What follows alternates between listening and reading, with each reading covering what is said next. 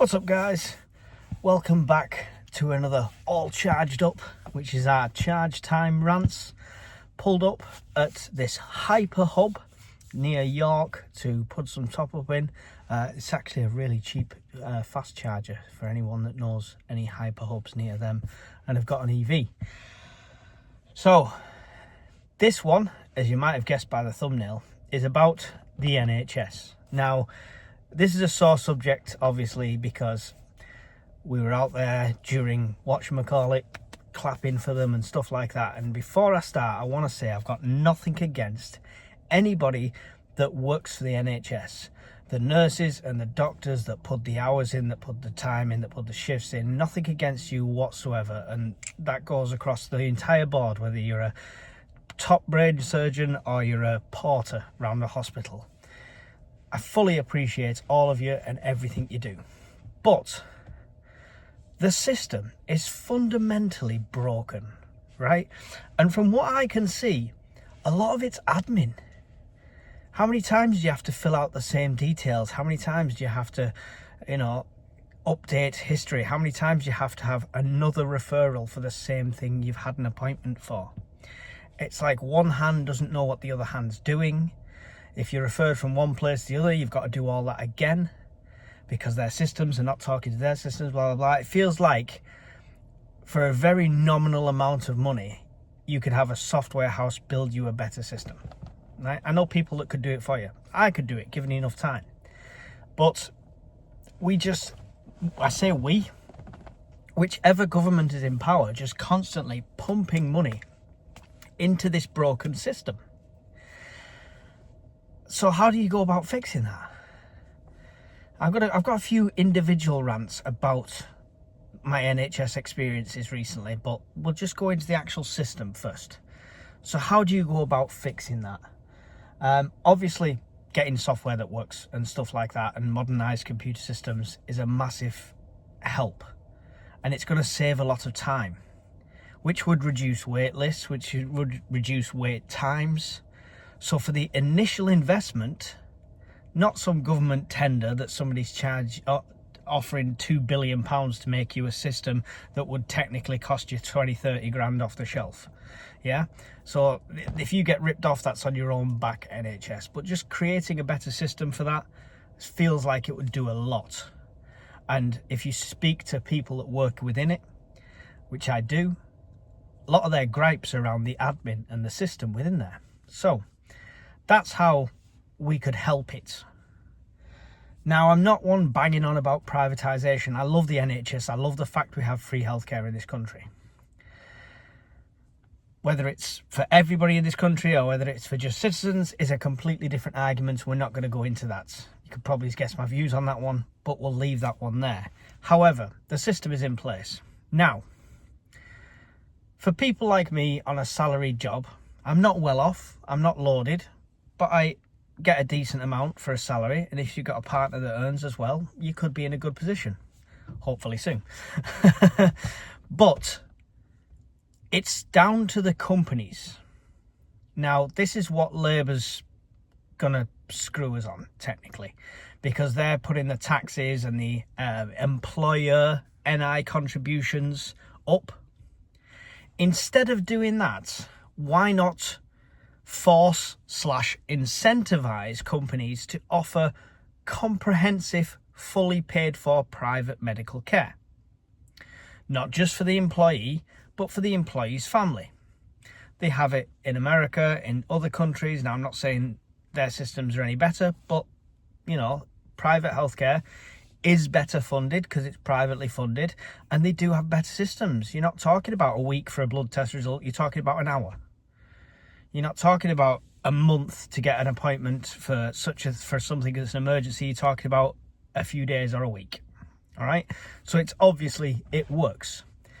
So if companies incentivized employees by offering this free comprehensive medical care for their entire household, I won't say family because family can be widespread, for their household, then that's going to release a lot of strain on the NHS because, if I had fully funded private medical care, why would I go to the NHS? It would free up the NHS for the people that really need it. So this isn't privatisation, but it's catching up with the private medical insurance, which other companies do, and letting it work hand in hand. And in turn, private medical companies may refer somebody onto the NHS and pay them a subsidy. So it does generate some revenue for the NHS as well. Shimples. Now, the fact that we're stamping on smaller employers and stuff like that with this current budget is not going to help that argument, and we're probably not going to get that across the line, but it feels to me that that is the right step forward. That saves our NHS, that generates some revenue for the NHS, that gives private medical care to those who are in employment and the employees provide it.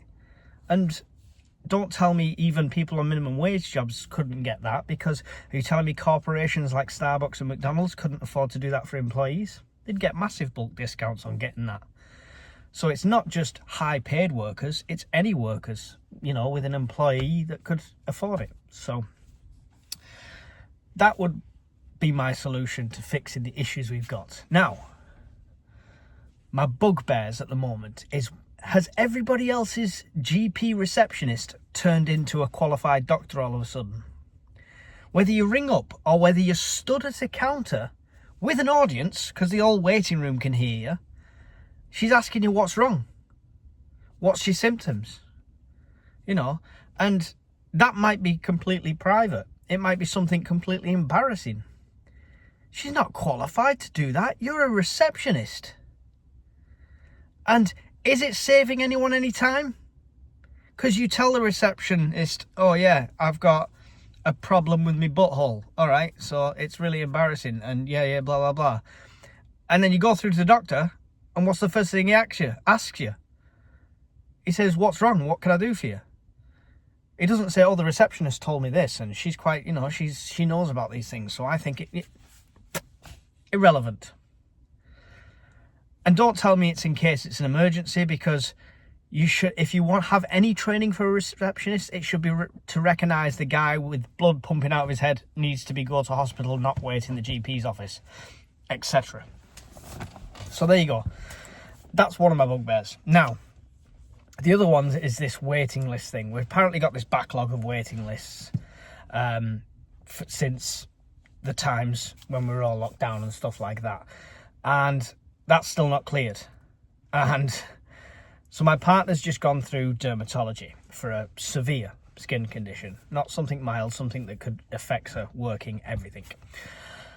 And went through all this process of different appointments, different creams, different medications, etc. Finally got to the end of this road and they said, right, we have to refer to you to hospital for this specialist treatment that will be the last thing we can do.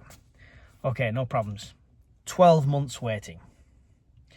12 months they expect her to pump these steroids and creams that are not working and just going to make things worse. So on and so forth, right?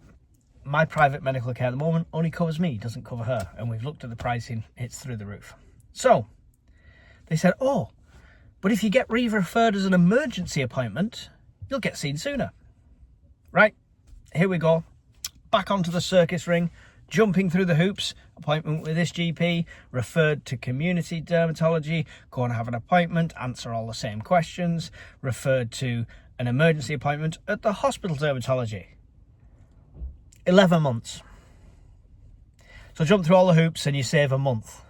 You bumped like this far up the list. And that's it. No aftercare, no, well, for 11 months, if it gets to this, you've got to do this, or you've got to do that, or we're going to try something else, or we can refer you to a private hospital at an NHS rate. Nothing, just 11 months. Don't even make us jump through the hoops. You've just wasted 2 extra doctors' times, 2 referrals, all of our times, our time off work to go to these appointments, just to put us back on the same roundabout. And them appointments took over about 2 weeks in total. So we didn't even save a month. We saved 2 weeks because we'd have been waiting. So yeah, absolute madness. What else? Receptionists, waiting list and appointments. There was something else. The last thing is hospital administration. If you're a hospital administrator, you are stealing a living. I'm sorry, not all of yous maybe. but a lot of you are stealing a living. We were in the A&E department last year in Blackburn, and it looked like a scene from the start of a zombie movie. Every bay was taken up, beds were lining the corridors, doctors were doing examinations on an old deer down the corridor in plain view of everybody. We were right next to the doctor's pen, like where they all have the computers and stuff like that, so they're knocking past constantly. They're not quiet about it, and this was overnight. Expect you to sleep in there.